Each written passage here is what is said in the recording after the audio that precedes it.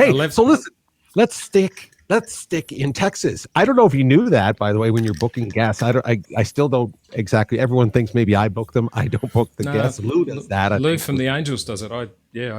But we're just going down the road from Andrea, apparently. Oh, are we? We're just down the road. Yeah. Now, and who's there? I just wanted to mention to everybody very quickly. Sarah is joining us right now.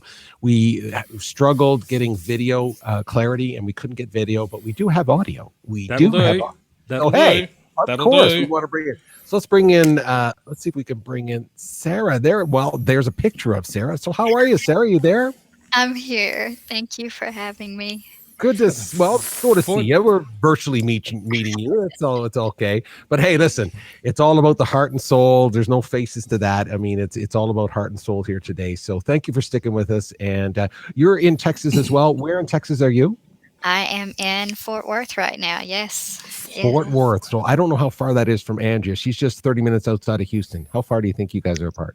Oh, about 4 hours probably. Oh, because I thought, hey, everything is bigger in Texas. I didn't know that. Okay, I'm going to leave you with Stephen. Thank you for joining us. We appreciate it. Thank you. Hi, Stephen. Everything that you have done has just sent massive chills throughout my body, and I resonate with everything that you've said. So thank you. You're welcome. Beautiful. You're welcome. You got the voice of an angel. It's lovely. So thank you. See, my problem is I grew up with a massive amount of abuse, but I don't identify as the abused child. I've always identified as a child of light and of love. And that's always been, my spiritual calling from since I was a child. I knew it since I was really little. I just love people. I love people so much. And I know that my story isn't my own. And I do have confidence in knowing that I can help people. But my problem is that when I'm faced with a major opportunity that anybody offers me, I face that impostor syndrome. I can do anything with love. I can do everything with love, but I want to know how I can overcome the imposter syndrome, to help people, because I feel like that's the major mountain that I have to climb. That's the wall that I have to break through. And I just want to be able to help people without that getting in the way. What's in the way? I'm not sure if it's fear. I'm not sure what it is. I just feel like everything that I've been through up to that point to help them, if it's just on a one-to-one basis, great. But if somebody says, hey, here's this great opportunity, and they present it to me, then I just absolutely just block off everything, which is kind of weird. And I want to overcome that. Okay. Welcome to the human race. Right. So one of the things, we'll do this in a couple of ways. The number one thing that's blocking you is you. Mm-hmm. Because you've convinced yourself that what happened when you were younger is not a negative, it's a positive. But subliminally, whenever any time an opportunity comes, and there's a gentleman I do some stuff with in India and America, that every night, and we don't have to go into details, Andrew, so I'm going to do a third party without identifying who they are. Every night his father would come home, his older brother would go out into the kitchen and bait his dad to hit him and not his mum, and he would hide in the bathroom.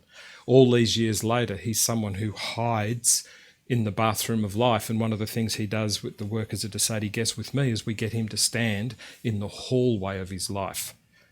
So one of the reasons you're stuck, and many people are, is they've convinced themselves the negative of the past is actually a positive, but every single day they live in this part. You don't have to revisit it, you don't have to share it, but you need to be mindful of the fact that the easiest thing to do is dismiss the origins of what happened when your values, belief, character was formed between 2 and 8, and then go, yeah, but I've got this covered. I've got this covered, Steve. It's fine. I've got this covered. I'm okay. I'm moving on with my life. You can see the tape on my neck. I'm moving on with my life because I've got it covered. I've got it covered. I've got it covered. And what you're doing is I'm getting ready to go. I'm getting ready to go into my future. And it's a little bit like you're on the subway train. You're holding onto the pole and going, I need to reach the next pole, but I can't reach it. So what I'm going to do is hold onto that pole, literally like I am on the screen, and your future's right there, but you've convinced yourself that you've let go. You've convinced yourself that I've let go of that and I'm okay. Well, if you've let go of reach. I convinced myself I was useless, so I hugged a convertible and tried to kill myself. And then 3 years later worked out I wasn't so stupid that I couldn't kill myself. My maker had valued me so much, he saved me from my own free will, so I could hang upside down in a car, go through the last 10 years of complete hibernation and doubt, so I could instantaneously talk to you like this. Right. Because I let go. It didn't mean that we don't have to, if we do a private call together, we don't have to go down and start getting into the nitty-gritty of what happened. But you need to accept that the block is you because you've actually addressed whatever happened in the past I'm over with, but I'm going to hold on to it for the rest of my life. So the negative is a positive in the context of your belief system that I got over it. Right. The second thing is, but by going off and holding that handrail, you end up staying. You end up staying. You end up staying. So the first thing is you've got a choice to make. You identify the negative and unlock it by creating the positive. And instead of holding on to the handrail of life, you go. But, hey, that's all good rhetoric, Steve. Yeah, it is. So let's do the ABC of creativity for you. If you are going to go, what is it that you want to do? And you can watch back this whole show because I talked about passion, vision, and outcome with Michelle. So let's just say, so this is all easy. It's easy stuff. You've got to let go of the past and all those types of things.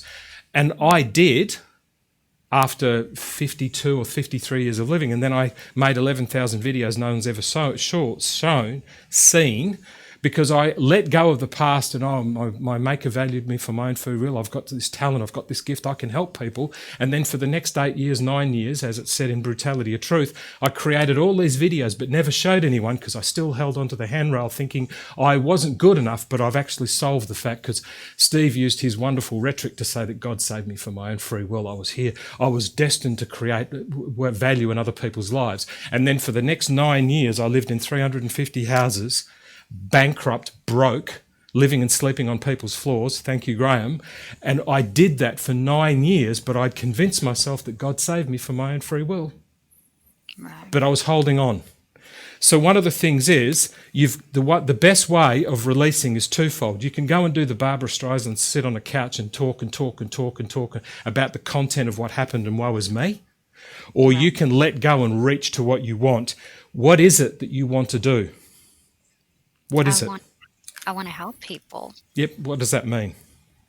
To help people get out of, that self-loathing. Okay. What else do you want to do? I want to help people grow. I want them to love themselves. That's been my main goal. Okay, cool. Let's say that we helped you write a book called How to Overcome Loathing, Growth and Self-Love. But here's the kicker, Sarah. You can only write the book if you tell me how you learnt to do it yourself. One of the things that you need to focus on is you just need to accept that the past is the past and let it go. And not let it go under the banner of, I just want to help people, Steve. And then every single time an opportunity comes, you grab hold of the banner because you don't want to come out of the bathroom, to use that analogy. Right. That particular gentleman doesn't want to come out of the bathroom. He's now launching an app about discrimination. Boy, has he come out of the bathroom. But it's taken 18 months, but that's fine. So one of the first things you want to do is go, right, loathing, growth, and loving of yourself. So here, let's do that for a second. In terms of your steps. Step number 1, if you want to overcome loathing, what are the 3 things that I need to do? Number 2, for me to learn how to grow, and have growth in my life, what are the 3 things I need to do? Number 3, if you want to love yourself, according to Sarah, what are the 3 things I have to do? And I guarantee each one of those you haven't done yourself yet, but you're aware of them. And the reason you haven't done them, and this is all said with lots of love, sweetie, the reason, and that's said politely, not as a disrespectful expression. God, you never know these days. I call ladies gorgeous and sweetie, and I mean it from the bottom of my heart. Oh, God, I hope that's not misunderstood.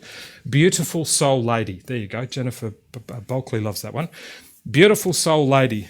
If you want to get rid of a loathing in your life and you want to teach and share that with others, what are the 3 things you'd need to do? What are the 3 things of growth? What are the 3 things of love? Here's my top tip to get you started. Go and look at the dictionary and look at the thesaurus of what those 3 words are and look at all the other words that are associated with it. Okay. Then go and find a practitioner of someone, and you're looking at him right now, who is relentless about loathing, growth and love of others. And you'll get that inside of Soul Shifters as well.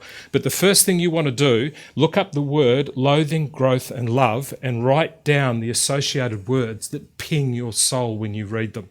And then you can start actually putting a framework around how you've made the choice to unblock you, to stop loathing, start growing and start loving. And here's my 9-step plan on how to do it.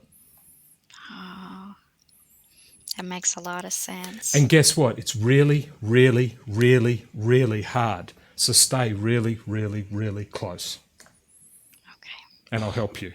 But that's what you need to do. And I would invite you, with the encouragement of all the Soul Shifters, do that exercise and then post it into the Soul Shifters group. Because if you don't stay close to people of the mindset that you seek, you will end up staying with the mindset that you have. Exactly. Thank you so much. That's beautiful. You're welcome. Stephen, sorry. I'm trying to catch up with your thoughts. What can you say what you just said? Did you do what you just said?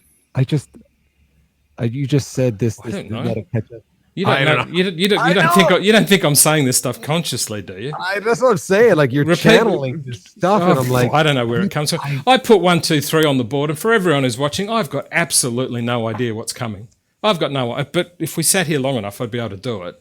And I don't say that because it's some mystical gift. My intention is so pure for your soul. The universe sends the assets for me to help you. But most people haven't got a purity of their soul, and they're waiting for the universe to gift them what it needs. The universe. Sarah, ask me what it is that I do. What is it that you do, Stephen? I'm a universal courier that's been sent to answer your doubt. And you have. Thank you. And that's got nothing to do with religion, everyone. It's got to do with the faith I have in other human beings. Today, more than ever, if you want to stand out, don't try and work out how to get the algorithm to notice you. If you want to stand out, teach people to stop loathing who they are, grow within themselves, and love what they find in the mirror every morning. If you be an example of that, there's not an algorithm in the world that can keep up with you. Oh, my goodness. Boom. Sarah, did you get that? Did you get that? That's why I record this stuff. I record this stuff because I'm listening, but I can't seem to consume it all at the same time. I'm just being honest with everybody. I'm listening and I'm going, what did you just? What is that exactly? Right? So Sarah, stay with us because what a great question, by the way. And I feel your pain and your emotion of feeling like, again, that you have a calling again, that word keeps coming up about a calling to help people get over self-loathing. Hey, listen, the worst place I tell people you don't want to spend any time in here, in my mind. My mind is sometimes, and I always use the phrase, an idle mind is the devil's workshop. So my internal voice is never as positive as the stuff that people tell me. So I know that's self-loathing. That's probably a harsh phrase for me, but I relate to what you were saying. So I appreciate. And Sarah, whilst you remain with that level of uncertainty and that holding the rail, as I said, and I'm happily giving you my reasons that I held the rail for 55 years. My 50th birthday was sitting on a beach with a glass of wine by myself, thinking I was so stupid I couldn't kill myself. And a good friend of mine in Western Australia had a big birthday on the weekend, and I went, my 50th birthday, I sat there thinking you're useless. So I held on to that, and I don't say that with woe is me in my heart for anyone who's listening. I'm just trying to help Sarah to understand. The reason the universe made it difficult for you to be visually presented today is because the universe is calling you to let go and start to grow, and all of a sudden the imagery of your beauty along with your angelic voice will appear. Thank you. You're welcome, gorgeous. Powerful, powerful.